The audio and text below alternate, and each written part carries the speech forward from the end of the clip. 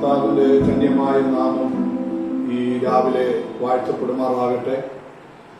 ഒരു വിശുദ്ധ ദിവസം കൂടെ കർത്താവ് നമുക്ക് ദാനമായി നൽകിയല്ലോ. എന്നാൽ നാം സാധാരണ ചെയ്തു വരുന്നത് പോലെ ആലയത്തിൽ വന്നിരുന്ന് നമുക്ക് ഒരുമിച്ച് ദൈവത്തെ ആരാധിപ്പാൻ മഹത്വപ്പെടുത്തുവാനുള്ള സാവകാശം ഇതുവരെയും നമുക്ക് ലഭിച്ചിട്ടില്ല. എങ്കിലും നമ്മുടെ ഭവനങ്ങളിൽ നാം സാധാരണ ചെയ്യുന്നത് പോലെ ദൈവത്തിന്റെ പാദപീഠത്തിൽ സമയങ്ങളെ ഒട്ടും കളയാതെ ഉപയോഗിക്കുന്ന എല്ലാ ദൈവമക്കളെയും ഓർത്ത് സന്തോഷത്തോടെ ഞാൻ ദൈവത്തിന് സ്തോത്രം ചെയ്യുകയാണ്. നാം എവിടെയായിരുന്നാലും യേശുവുമായിട്ടുള്ള ബന്ധത്തിൽ നമുക്കായിരിക്കാൻ കഴിയുന്നതാണ് ഏറ്റവും വലിയ അനുഗ്രഹം. എപ്പോഴും പഴയതുപോലെ ചിലപ്പോൾ ഇങ്ങനെ ഒരുമിച്ച് കൂടാനുള്ള സ്വാതന്ത്ര്യങ്ങളോ ഒന്നും നമുക്ക് ലഭിച്ചില്ലെന്ന് വന്നാലും ഒരു ദൈവത്തിനെ സംബന്ധിച്ചിടത്തോളം അതവന് ക്ഷീണമായി തോന്നാതെ വ്യക്തിപരമായി ദൈവത്തിന്റെ സന്നിധിയിൽ സമയങ്ങൾ കണ്ടെത്തി പ്രാർത്ഥിക്കുകയും ആരാധിക്കുകയും ദൈവത്തെ മഹത്വപ്പെടുത്തുകയും ചെയ്തുകൊണ്ടിരിക്കുന്നത് ഓർത്ത് ഞാൻ ദൈവത്തിന് സ്തോത്രം ചെയ്യുന്നു. അങ്ങനെയുള്ളവർ ഒരിക്കലും ക്ഷീണിച്ചു പോകുവാൻ, മടുത്തു പോകുവാൻ ഒരിക്കലും ഇടയാകുകയില്ല എന്ന് ഈ ദിവസങ്ങളിൽ നമുക്ക് അനുഭവിപ്പാൻ ഇടയാകുന്നത് ഓർത്ത് ഞാൻ ദൈവത്തിന് സ്തോത്രം ചെയ്യുക. കഴിഞ്ഞ ചില ദിവസങ്ങൾക്ക് മുമ്പ് ബത്തിമായി എന്ന കുരുടനായ ഭിക്ഷക്കാരനെ കുറിച്ചുള്ള ഒരു ചെറിയ ചിന്ത ഞാൻ പറഞ്ഞു തുടങ്ങിയല്ലോ. ആ ഭാഗം പറഞ്ഞ് വന്നപ്പോൾ താന് ഭിക്ഷയാചിച്ചുകൊണ്ടിരുന്ന സ്ഥലം യെരിഹോ എന്ന ആ സ്ഥലത്തായിരുന്നു എന്ന് ഞാൻ പറയുകയുണ്ടായി. യോശുവയുടെ പുസ്തകം 6-ാം അധ്യായത്തിൽ ദൈവത്തിന്റെ ദാസനാകുന്ന യോശുവ യെരിഹോവിന്റെ കോട്ട പിടിച്ച് അടക്കിയ ശേഷം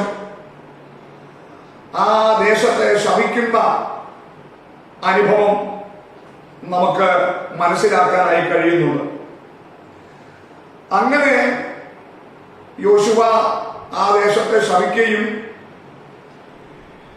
ഇനിയും അവനൊരു പുനഃക്രമീകരണം ചെയ്താൽ ഇന്ന സംഭവങ്ങൾ അവിടെ നടക്കും എന്ന് ദൈവത്തിന്റെ ദാസൻ നേരത്തെ അരുളി ചെയ്തിരുന്നു. എന്നാൽ യോശുവ പറഞ്ഞ വാക്കുകളൊന്നും അനുസരിക്കാതെ നീണ്ട ചില നാളുകൾ കഴിഞ്ഞപ്പോ ആ നഗരത്തിന്റെ അടിസ്ഥാനം ഇട്ടപ്പോ യോശുവയിൽ കൂടി ദൈവാത്മാവ് സംസാരിച്ചതുപോലെ തന്നെ അവന്റെ ആദ്യജാതൻ നഷ്ടപ്പെട്ട സംഭവം രാജാക്കന്മാർക്ക് എഴുതിയ 1-ാമത്തെ പുസ്തകം 16-ാം അധ്യായം 34-ാമത്തെ വാക്യം വായിച്ചു വരുമ്പോൾ നമുക്ക് മനസ്സിലാക്കാൻ കഴിയുന്നുണ്ട്. ആദ്യത്തെ ഒരു സംഭവം നടന്നപ്പോഴെങ്കിലും വേണമെങ്കിൽ യോശുവയുടെ ശാപം ഓർത്ത് അവന് വേണമെങ്കിൽ മാനസാന്തരപ്പെടാമായിരുന്നു. എന്നാൽ അവൻ എന്ത് ചെയ്യുന്നറിയാമോ? അവന് തയ്യാറായിരുന്നു. മത്സരബുദ്ധിയോടെ അവൻ വീണ്ടും പണി തുടങ്ങി. തുടർന്ന് വായിക്കുന്നത് അവന്റെ പടിവാതിൽ വെക്കുന്നിടം വരെ യാതൊരു കുഴപ്പവും അവനുണ്ടായില്ല. ഇന്ന് രാവിലെ ദൈവമക്കളാകുന്ന ഞാനും നിങ്ങളും ഒരു കാര്യം മനസ്സിലാക്കണം. ദൈവാലോചനകൾക്ക്, ദൈവശബ്ദത്തിന് ദൈവമക്കൾ പ്രാധാന്യം കൊടുക്കുന്നവരായിരിക്കണം. ചിലപ്പോൾ പ്രാരംഭത്തിൽ ഒരു വിഷയവും ചിലപ്പോൾ കാണുകയില്ല. എന്നാൽ കുറച്ച് മുൻപോട്ട് പോകുമ്പോഴാണ് പ്രതിസന്ധികൾ ഒന്നൊന്നായി വരുന്നത് എന്നുള്ള കാര്യം മറന്നു പോകരുത്. ഒന്ന് രണ്ട് സുഹൃത്തുക്കളോട് ഞാൻ ഓർമ്മിപ്പിച്ചു വരാം. അപ്പോസ്തലപ്രവൃത്തികളുടെ പുസ്തകം 5-ാം അധ്യായം നമ്മൾ പഠിച്ചു വരുമ്പോൾ പരിശുദ്ധാത്മാവിന്റെ ശക്തമായ പ്രവൃത്തിയുടെ കാലഘട്ടം അവിടെ നടക്കുകയാണ്. അങ്ങനെ ഇരിക്കുമ്പോൾ അനന്യാസും സഫീറയും കൂടെ അവരുടെ ഒരു നിലം വിട്ട് അതിൽ കുറെ അവർ രണ്ടുപേരും കൂടെ ആലോചിച്ച് കുറെ നന്മ മാറ്റിവെച്ച് ബാക്കി നന്മ ദൈവദാസന്റെ അടുക്കൽ കൊണ്ടുചെല്ലുന്ന ഒരു ചരിത്രം അവിടെ രേഖപ്പെടുത്തിയിട്ടുണ്ട്. പരിശുദ്ധാത്മാവിനോട് എന്താണ് വ്യാജം കാണിച്ചത് എന്ന് ചോദിച്ചപ്പോൾ ആ അനന്യാസ് അവിടെ വീണ് പ്രാണനെ വിട്ടു എന്ന് നാം വായിക്കുന്നു. പിന്നെയും നാം അവിടെ വായിക്കുന്നത് ഇങ്ങനെയാണ്: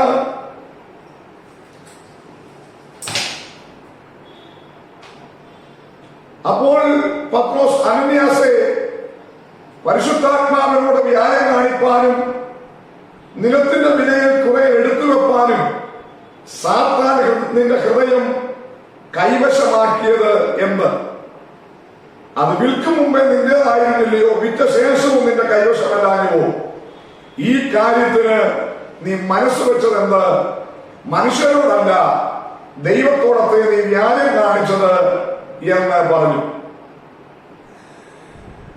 അങ്ങനെയാണ് ആ വാക്ക് കേട്ടപ്പോഴാണ് അനന്യാസ് വീണ് പ്രാണനെ വിടുന്നത്. എന്നാൽ നാം തുടർന്ന് വായിക്കുന്നത് ഏകദേശം 3 മണി നേരം കഴിഞ്ഞപ്പോൾ അവന്റെ ഭാര്യ ഈ സംഭവിച്ചൊന്നും അറിയാതെ പത്രോസിന്റെ അടുക്കിലേക്ക് ചെല്ലുകയാണ്. പത്രോസ് അവരോട് ചോദിക്കുന്നുണ്ട്, ഇത്രയ്ക്കോ നിങ്ങൾ നിലം വിറ്റത്? ശ്രദ്ധിക്കണം നമ്മളൊരു കാര്യം. വേണമെങ്കിൽ ഇവർ രണ്ടുപേരും കൂടെ ഒരുമിച്ച് നിലം വിറ്റു, രണ്ടുപേരും കൂടെ ഒരുമിച്ച് വിലയിൽ കുറെ മാറ്റിവെച്ചു. ഈ സഹോദരിക്കെങ്കിലും ദൈവത്തിന്റെ സന്നിധിയിൽ ഈ ചെയ്യുന്നത് തെറ്റാണെന്ന് വേണമെങ്കിൽ ഓർമ്മിപ്പിക്കാമായിരുന്നു. അങ്ങനെയെങ്കിൽ അവൾക്കെങ്കിലും ദൈവത്തിന്റെ സന്നിധി വിടുതൽ പ്രാപിക്കുവാൻ കഴിഞ്ഞേനെ. പക്ഷേ ഈ തെറ്റിന് രണ്ടുപേരും ഒരുമിച്ച് കൂട്ടുനിൽക്കുകയാണ്. പല ഭവനങ്ങളും നമ്മൾ എടുത്തു പഠിച്ചാൽ രണ്ടുപേരും ഒരുമിച്ച് തെറ്റിന് കൂട്ടുനിൽക്കുന്ന അനുഭവങ്ങൾ ഉള്ള കുടുംബങ്ങളുണ്ട്. എന്നാൽ ചില വീടുകളിൽ നമ്മൾ എടുത്ത് പരിശോധിച്ചാൽ ഭർത്താക്കന്മാർ ചെയ്യുന്നതായ ചില തെറ്റുകൾക്ക് ഭാര്യമാർ അതങ്ങനെ ചെയ്യരുത്, അങ്ങനെ പറയരുത്, അങ്ങനെ പോകരുത് എന്ന് പറഞ്ഞാലും സ്വന്തം അഭിപ്രായ പ്രകാരം സ്വന്തം ഇഷ്ടപ്രകാരം മുൻപോട്ട് പോകുന്ന ആ ഭർത്താക്കന്മാരെ നമുക്ക് മനസ്സിലാക്കാനായി കഴിയുന്നുണ്ട്. തെറ്റിന് ആ കൂട്ടുനിൽക്കുന്നതിനോട് പരിശുദ്ധാത്മാവ് ഇഷ്ടപ്പെടുന്നില്ല. ഇന്ന് രാവിലെ ദൈവമക്കളാകുന്ന ഞാൻ നിങ്ങൾ ഒരു കാര്യം മനസ്സിലാക്കണം. ഒരാളുടെ പ്രീതി സമ്പാദിക്കാൻ കഴിഞ്ഞില്ലെങ്കിലും ഒരാളുടെ സ്നേഹം ചിലപ്പോൾ ഒരല്പം കുറഞ്ഞെന്ന് വന്നാലും തെറ്റിന് കൂട്ടുനിൽക്കാതെ ന്യായത്തോടെ കാര്യങ്ങളെ ചെയ്യുവാൻ പരിശുദ്ധാത്മാവ് നമ്മളെ കുറിച്ച് ആഗ്രഹിക്കുകയാണ്. സംഭവിച്ചത് എന്താണ്? ഈ സഹോദരിയും ഈ വിഷയത്തിനകത്ത് വ്യാജം പറഞ്ഞു. വ്യാജം പറഞ്ഞതുകൊണ്ട് ആ സഹോദരിയും അവിടെ മരണപ്പെടേണ്ടി വന്നു എന്നുള്ള വസ്തുത നമ്മൾ ഈ രാവിലെ മറന്നു പോകരുത്. ഞാൻ പറഞ്ഞു വന്നതിന്റെ സാരം,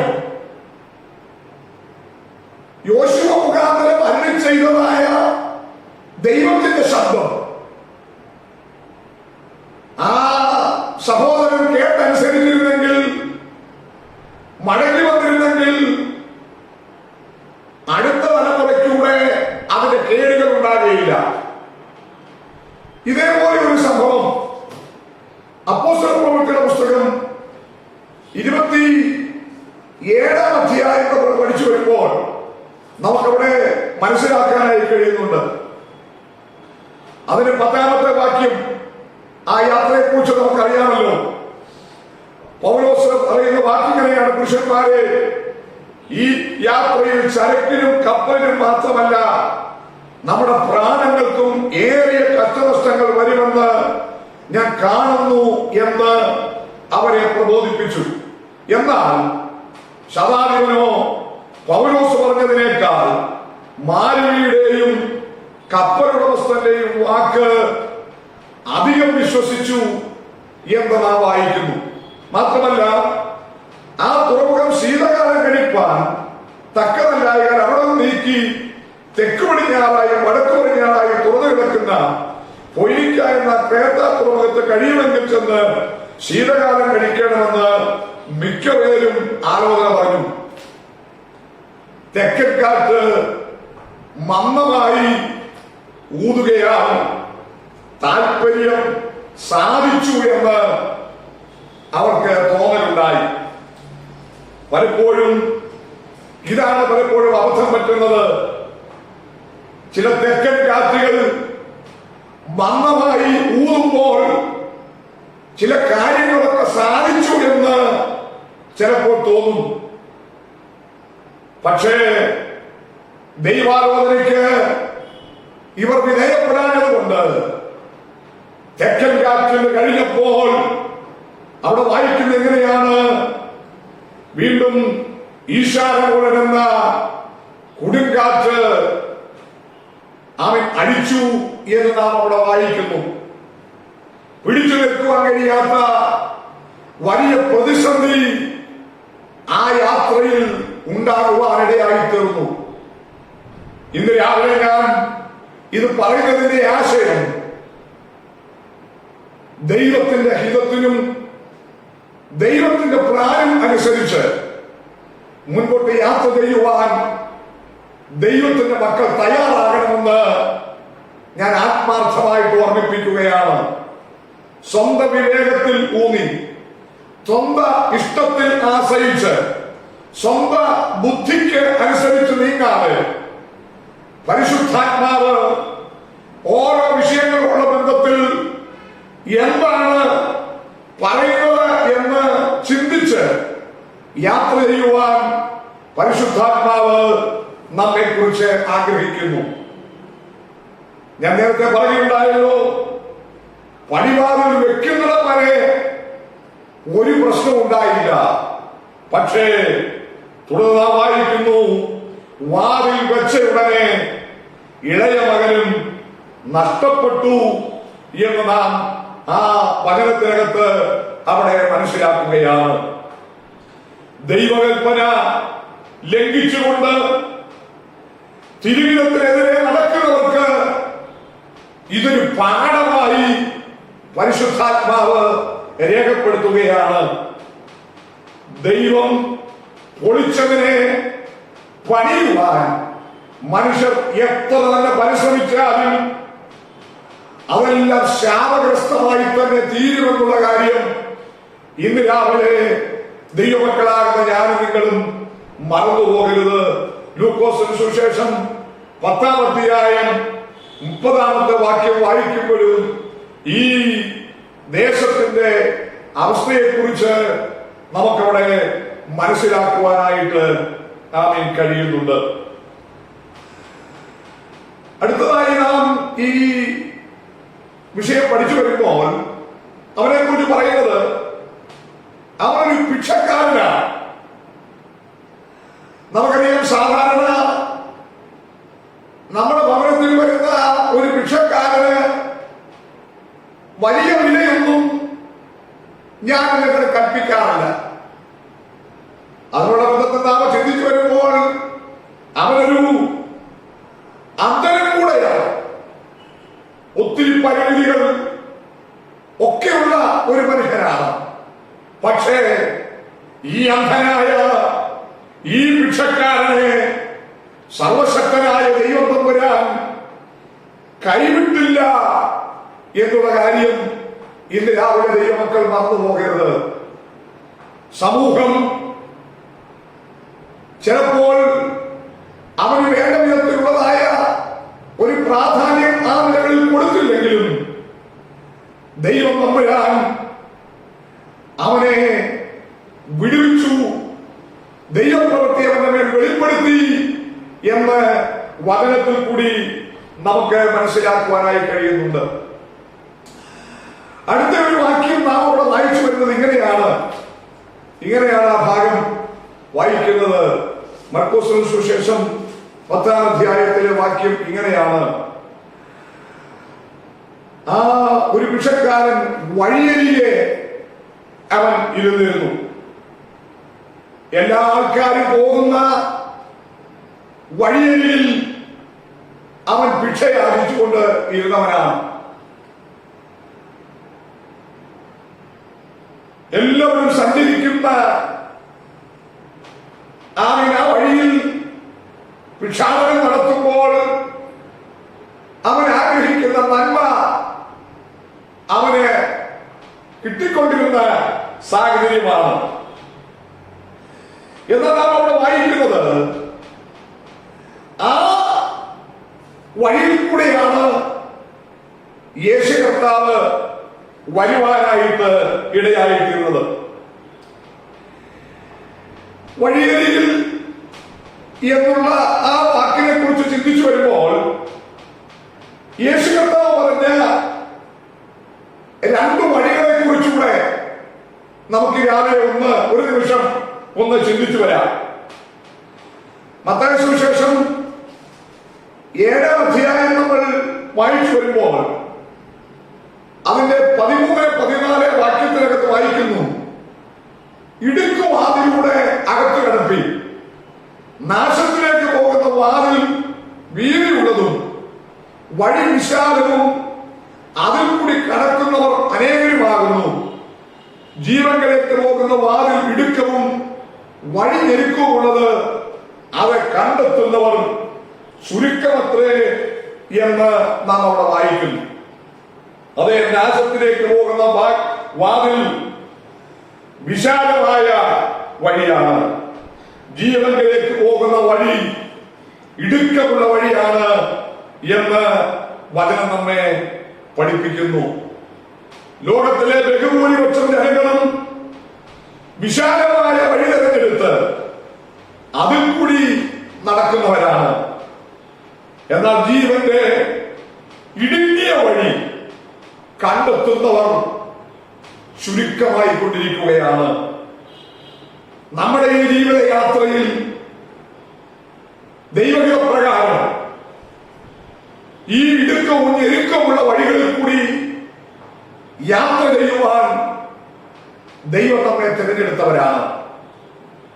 ഈ യാത്ര ഒരല്പം ബുദ്ധിമുട്ടെന്ന് തോന്നിയാലും അല്പം പ്രയാസമെന്ന് തോന്നിയാലും ഇതിന്റെ അന്ത്യം ഒരു വലിയ അനുഗ്രഹമായിരിക്കുമെന്നുള്ള കാര്യം ഈ രാവിലെ ദൈവമക്കൾ മറന്നുപോകരുത്.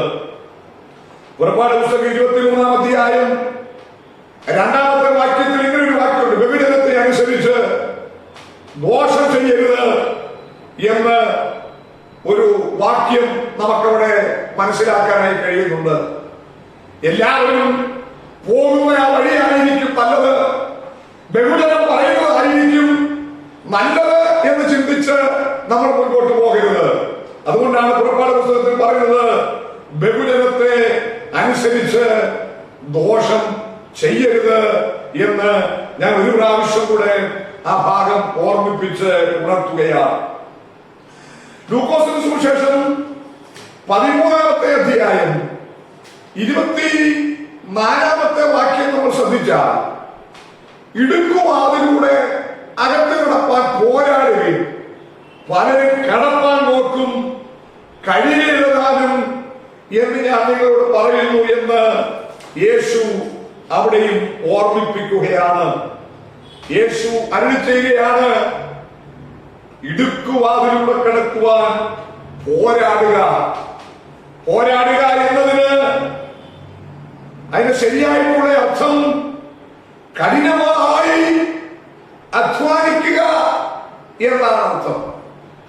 ഇന്ന് രാവിലെ ഈ ക്രിസ്തീയ ജീവിതയാത്ര ഒരു വശത്ത് യേശുവായിട്ടുള്ള യാത്ര വളരെ അനുഗ്രഹിക്കപ്പെട്ട യാത്രയാണ്. അപ്പോൾ തന്നെ ഈ പാപം നിറഞ്ഞ ലോകത്തിൽ ദൈവത്തെ പ്രസാദിപ്പിച്ച് ഞാൻ യാത്ര ചെയ്യുമ്പോൾ ഈ യാത്രയിൽ ഒരുപാട് കാര്യങ്ങൾ നാം തരണം ചെയ്യേണ്ടി വരും.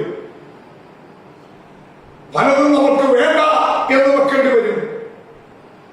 പല മണ്ഡലങ്ങളിലും നമ്മൾ ചിലപ്പോൾ വളരെ കരുതലോടെ മുൻപോട്ട് യാത്ര ചെയ്യേണ്ടി വരുന്ന രംഗങ്ങളുണ്ട്. എന്നാൽ അങ്ങനെയെല്ലാം നമ്മൾ ത്യാഗം ചെയ്ത് പോരാടി മുൻപോട്ട് യാത്ര ചെയ്തെങ്കിലേ ഈ ക്രിസ്തീയ ജീവിത യാത്ര നമുക്ക് മുൻപോട്ട് കൊണ്ടുപോകാൻ പറ്റുകയുള്ളൂ. എബ്രായ ലേഖനത്തിൽ നാം വായിക്കുന്നത് 12-ാം അധ്യായത്തിൽ സാക്ഷികളുടെ വലിയൊരു സമൂഹം നമുക്ക് ചുറ്റും നിൽക്കുന്നത് കൊണ്ട് സകല ഭാരവും മുറുകെ പറ്റുന്ന ഭാവവും വിട്ട് ഓടേണം എന്ന ദൈവത്തിന്റെ വചനം നമ്മെ ആഴമായി പഠിപ്പിക്കുന്നു. അതെ, ഒരു ലക്ഷ്യസ്ഥാനത്തെ ലക്ഷ്യം കണ്ടുകൊണ്ട് നമ്മൾ മുൻപോട്ട് യാത്ര ചെയ്തുകൊണ്ടിരിക്കുകയാണ്. ഈ യാത്രയിൽ ഒരുപാട് പ്രതിസന്ധികളും തടസ്സങ്ങളും ഒക്കെ ചിലപ്പോൾ നമുക്ക് ഉണ്ടായെന്ന് വന്നാലും അതിനെല്ലാം തൃണവൽക്കരിച്ച് ആ പോയിന്റിനെ ലക്ഷ്യമാക്കി യാത്ര ചെയ്തെങ്കിലേ നമുക്ക് ജീവകിരീടം പ്രാപിക്കുവാൻ കഴിയൂ എന്ന് ഇന്ന് രാവിലെ ദൈവമക്കളാകുന്ന ഞാനും നിങ്ങളും ആഴമായി മനസ്സിലാക്കണം. 47-ാമത്തെ വാക്യം ഇങ്ങനെ പറയുന്നു: നസറനായ യേശു എന്ന് കേട്ടിട്ട് അവൻ ദാവീദ് പുത്രനായ യേശുവേ എന്നോട് കരുണ തോന്നണമേ എന്ന് നിലവിളിച്ചു തുടങ്ങി. കണ്ടു കാണാൻ അവന് കഴിയത്തില്ലെങ്കിലും ഈ ആരവാരം അവന്റെ ചെവിയിൽ അവൻ കേൾക്കുകയാണ്. ഈ ആരവാരം എന്താണെന്ന് അവൻ അന്വേഷിക്കുവാൻ തുടങ്ങി. യേശു വരികയാണെന്ന് അവൻ അറിഞ്ഞു. നോക്കണമേ, അവന്റെ തൊഴിൽ മാത്രം ശ്രദ്ധിച്ചിരുന്നെങ്കിൽ ഈ ആരവാരത്തെ കുറിച്ച് അവൻ വലുതായിട്ട് അന്വേഷിക്കേണ്ട കാര്യമൊന്നുമില്ലായിരുന്നു. അവന് വല്ലത് കിട്ടിയാൽ മതി എന്നുള്ള ചിന്ത മാത്രം അവന്റെ അകത്ത് മതി. പക്ഷേ അവൻ അന്വേഷിച്ചു ഈ ആരവാരം എന്താണ്. ഈ രാവിലെ ഒരു കാര്യം ആ വചനത്തിനകത്ത് ആഴമായി മനസ്സിലാക്കണം. ഇത്രയും വലിയ ജനക്കൂട്ടം വരുമ്പോൾ നല്ലൊരു കണക്ഷൻ അവന് ലഭിക്കാൻ സാധ്യതയുണ്ട്. കുറെ ദിവസത്തേക്കുള്ള ചില നന്മകൾ അവന്റെ കയ്യിൽ വരാൻ സാധ്യതയുണ്ട്. എന്നാൽ അതിനേക്കാൾ വലിയൊരു വിടുതൽ അവൻ ഹൃദയാന്തർഭാഗത്ത് അവൻ ആഗ്രഹിക്കുകയാണ്. ഇന്ന് അനേകം ദൈവത്തെ അന്വേഷിക്കാൻ പോലും സമയമില്ലാതെ മുൻപോട്ട് പോകുന്നവരായിട്ട് നമുക്ക് മനസ്സിലാക്കാനായി കഴിയുന്നുണ്ട്. സങ്കീർത്തനം 14:2 നാം ശ്രദ്ധിച്ചാൽ അവിടെ ഇങ്ങനെ വായിക്കുന്നു: ദൈവത്തെ അന്വേഷിക്കുന്ന ബുദ്ധിമാനുണ്ടോ എന്ന് കാണാൻ യഹോവ സ്വർഗത്തിൽ നിന്ന് മനുഷ്യപുത്രന്മാരെ നോക്കുന്നു എന്നവിടെ വചനം നമ്മെ പഠിപ്പിക്കുകയാണ്. ആളുകളെ നോക്കുന്നതിൽ മാത്രം മോശ ശ്രദ്ധിക്കാതെ,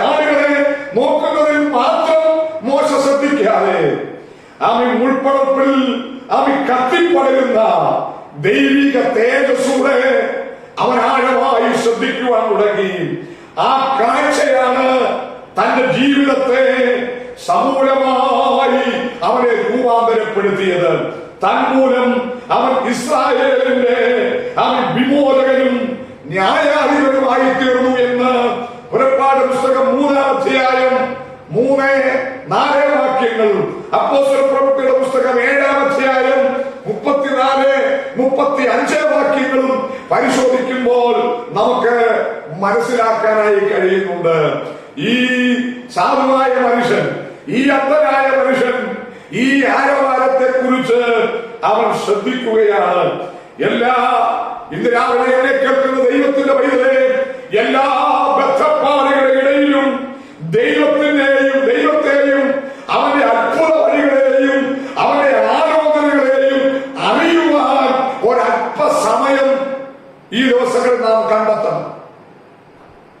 ബദ്ധപ്പാടുകളുടെ നടുവിൽ, തിരക്കിന്റെ നടുവിൽ, ദൈവത്തിന്റെ സന്നിധിയിൽ സമയങ്ങൾ നാം വേർതിരിക്കാതെ മുൻപോട്ട് യാത്ര ചെയ്യരുത്.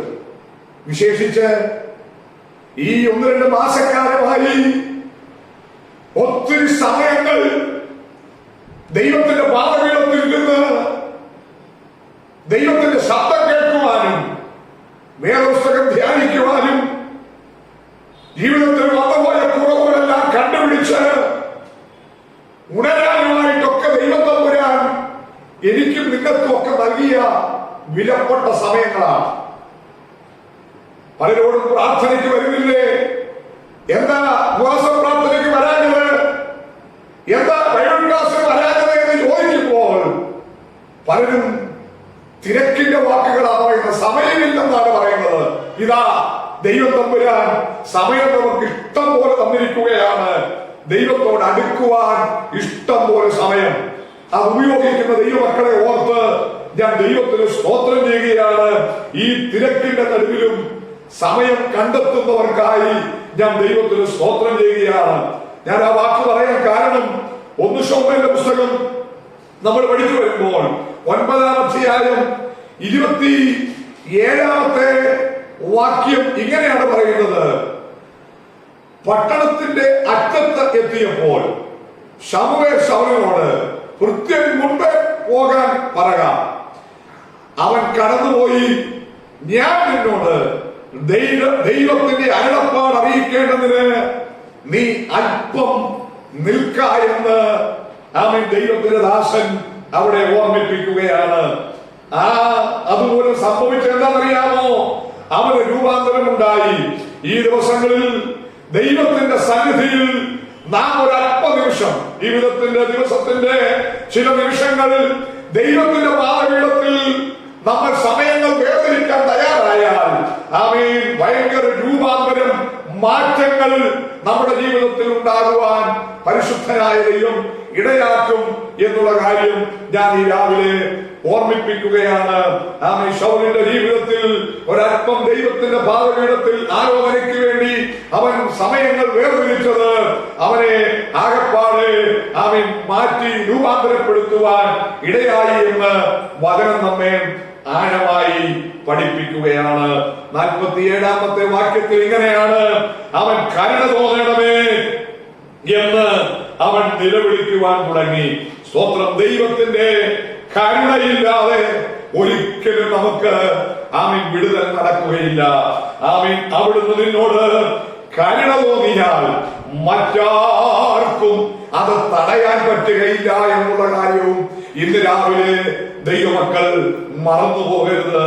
ആകയാൽ ഈ ദിവസങ്ങളിൽ ദൈവത്തിന്റെ സന്നിധിയിൽ ആമീൻ പ്രാർത്ഥിക്കുന്ന ദൈവത്തിന്റെ പൈതലേ, നമുക്ക് വളരെ ആത്മാർത്ഥമായി ദൈവത്തോട് പറയാം: കർത്താവേ, ഈ വിഷയത്തിനകത്ത് എന്നോട് ഒന്ന് കരുണ തോന്നണമേ എന്ന് നമുക്ക് ദൈവത്തോട് പ്രാർത്ഥിക്കാം. മത്തായി സുവിശേഷം ആമീൻ 17-ാമത്തെ അധ്യായത്തിനകത്ത് ആ പിതാവ് യേശുവിന്റെ അടുക്കൽ ആമീൻ പറയുന്ന ഒരു വാക്യമുണ്ട്. ആമീൻ, കർത്താവേ, എന്റെ മകനോട് കരുണ തോന്നണമേ. അതെ, ദൈവത്തിന്റെ കരുണ ഈ ദിവസങ്ങളിൽ നമ്മുടെ പ്രിയപ്പെട്ടവരുടെ മേൽ വെളിപ്പെടട്ടെ, നമ്മുടെ തലമുറകളുടെ മേൽ വെളിപ്പെടട്ടെ, നമ്മുടെ ചില വിഷയങ്ങളുടെ മേൽ ആഴമായി വെളിപ്പെടട്ടെ എന്ന് ഞാൻ ആത്മാർത്ഥമായി ആഗ്രഹിക്കുകയാണ്. നിങ്ങൾ ശ്രദ്ധിച്ചാട്ട് ഈ ഭക്ഷ്യവാരിക്ക് വേണമെങ്കിൽ ഇത്രയും ജനം വരുമ്പോൾ നല്ലൊരു തുക കിട്ടാനുള്ള എല്ലാ സഹതാപവും വേണമെങ്കിൽ, അവന് വേണമെങ്കിൽ ഒരു മുതലെടുപ്പായിട്ട് വേണമെങ്കിൽ, അവൻ അവിടെ വേണമെങ്കിൽ അവന് ശ്രമിക്കാമായിരുന്നു. ഇന്ന് പലരും അങ്ങനെയാണ്. കാര്യങ്ങൾ സാധിക്കുവാൻ എന്തെല്ലാം അടവുകൾ മുതലെടുപ്പുകളാണ് പലരും കാണിക്കുന്നത്. പക്ഷേ അതൊന്നും ദൈവത്തിന്റെ സന്നിധിയിൽ വിലപ്പോകുകയില്ല എന്നുള്ള കാര്യം ഇന്ന് രാവിലെ ഞാൻ നിങ്ങളും ആഴമായി മനസ്സിലാക്കണം. എന്നാൽ ബർത്തിമായിയുടെ ശബ്ദം നിങ്ങൾ ശ്രദ്ധിക്കാതെ, ബർത്തിമായിയുടെ പെരുമാറ്റം തികച്ചും വ്യത്യസ്തമായിരുന്നു. അവൻ എന്തിനറിയാമോ? അത്രയും സാധ്യതയുള്ള ഒരു അവസരമാണെന്ന് അവൻ അറിവുണ്ടായിട്ടും ഈ കടന്നു പോകുന്ന വ്യക്തിയിൽ നിന്ന് വ്യത്യസ്തമായതൊന്ന് അവൻ പ്രതീക്ഷിക്കുകയാണ്. എന്റെ വാക്കുകൾക്ക് ഞാനിവിടെ വിരാമം കുറിച്ചു മുമ്പോട്ട് വരട്ടെ. ഈ ദിവസങ്ങളിൽ വ്യത്യസ്തമായതൊന്ന് നാം ദൈവത്തിന്റെ സന്നിധിയിൽ നിന്ന് പ്രതീക്ഷിക്കണം. ഭിക്ഷാടന മുഖാന്തരമുള്ള ആദായം അവൻ വേണ്ടെന്ന് വച്ചിട്ട് യേശുവിനോട് തന്റെ കാഴ്ചയ്ക്ക് വേണ്ടി അവൻ അപേക്ഷിക്കുകയാണ്. ഈ കാഴ്ച ലഭിച്ചു കഴിഞ്ഞാൽ ഇവിടെ മുതൽ അവന്റെ സ്ഥിതിക്ക് മാറ്റം വരികയാണ്. ഒരു കാര്യം ഞാൻ വാസ്തവമായി പറയാം, ശരിയായ കാഴ്ചപ്പാട് പ്രാപിച്ചാൽ ഭയങ്കര വ്യത്യാസം എനിക്കും നിങ്ങൾക്കും ഉണ്ടാകും. ഈ ദിവസങ്ങളിൽ ഒരു ശരിയായ കാഴ്ചപ്പാടിന് വേണ്ടി, ഒരു ശരിയായ മാറ്റത്തിന് വേണ്ടി ദൈവത്തിന്റെ കരങ്ങളിലേക്ക് നമ്മെ തന്നെ സമർപ്പിക്കാം. നമുക്കറിയാം, ഒരിക്കൽ ബെസൈദിലെ കുരുടനെ യേശു കർത്താവ് ആദ്യം ഒന്ന് തൊട്ടു. പക്ഷെ അവൻ വേണ്ട വിധത്തിൽ കാഴ്ച ലഭിച്ചില്ല. പക്ഷെ വീണ്ടും അവനെ ഒന്നുകൂടെ തൊട്ടപ്പോൾ വ്യക്തമായി അവൻ ചിലത് കണ്ടു. ഈ ദിവസങ്ങളിൽ നമ്മുടെ കർത്താവിനോട് നമുക്ക് പ്രാർത്ഥിക്കാം, ദൈവമേ എനിക്ക് വ്യക്തമായ ചില വിടുതലുകൾ വേണം, വ്യക്തമായി എനിക്ക് ചിലത് കാണണം, എന്നെ ഒന്നുകൂടെ തൊടണമേ എന്ന് നമുക്കിന്ന് രാവിലെ ദൈവത്തോട് പ്രാർത്ഥിക്കാം. ഒരു കാര്യം കൂടെ ഞാൻ ഓർമ്മിപ്പിക്കട്ടെ, കുറെ വർഷങ്ങൾക്ക് മുമ്പ് നിന്റെ ദൈവം ഒന്ന് തൊട്ടതാ, അന്ന് വ്യക്തമായ ചില വിടുതലുകൾ നീ അനുഭവിച്ചതാ.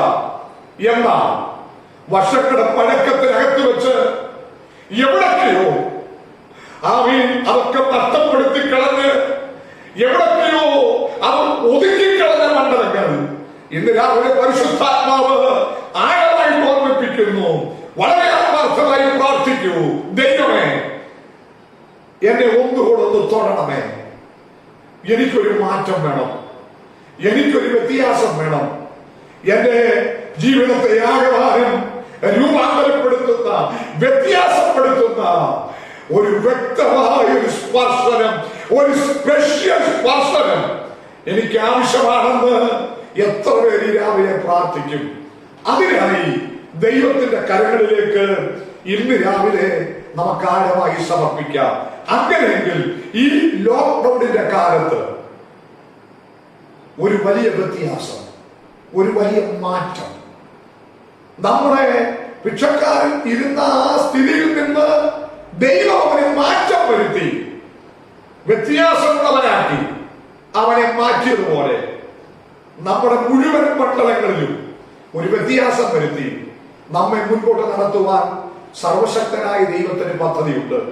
നിറഞ്ഞ മനസ്സോടെ ദൈവത്തോട് പറയൂ, കർത്താവേ എനിക്കൊരു മാറ്റം ആവശ്യമാണ്, എനിക്കൊരു വ്യത്യാസം ആവശ്യമാണ്. അതിനായി എന്നെ ഒന്ന് തൊടണമേ, എന്റെ കുടുംബത്തെ ഒന്ന് തൊടണമേ. അതിനായി ഇതാ എന്നെ സമർപ്പിക്കുന്നു എന്ന് ഈ രാവിലെ ദൈവകരങ്ങളിൽ ഏൽപ്പിക്കാം. കർത്താവ് നമ്മളെ ഈ വചനത്താൽ ഇന്ന് രാവിലെ അനുഗ്രഹിക്കും.